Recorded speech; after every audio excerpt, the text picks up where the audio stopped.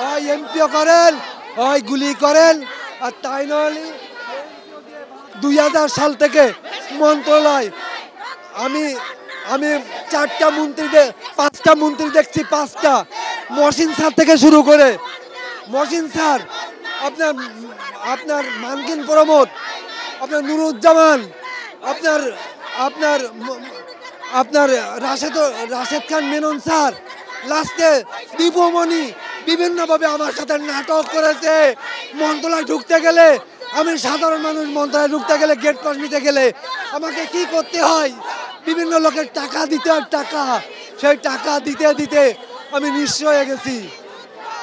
মন্ত্রণালয় যে দাবি দাবি আমার এমপি না করা পর্যন্ত আমি সর্বনা। আর আমার দাবি আদায় না হওয়া পর্যন্ত আমাকে গুলি করেন। আমার দাবি হয় এমপিও করেন, হয় গুলি করেন। আর তাই নয় আমি ভাত চাই, ভাত। এমপিও চাই, ভাত চাই, এই আমার কথা। আমি সম্মানের সহিত এলাকায় যেতে চাই, আমি সম্মানের সহিত।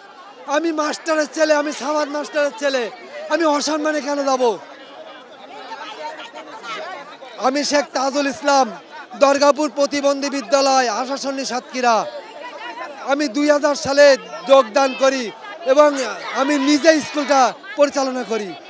সেই ক্ষেত্রে এলাকার লোক, গ্রামের লোক প্রতিবন্ধী দেখলে ঘৃণা করতো, প্রতিবন্ধী দেখলে ঘৃণা করতো।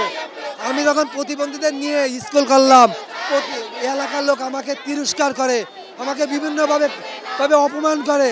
আজকে সত্যি সেই অপমানে পরিণত হয়েছি। এখন টিটকিরি দেয় যে সামাদ মাস্টার তো কিছুই নেই, সামাদ মাস্টার ছেলে সব শেষ করেছে।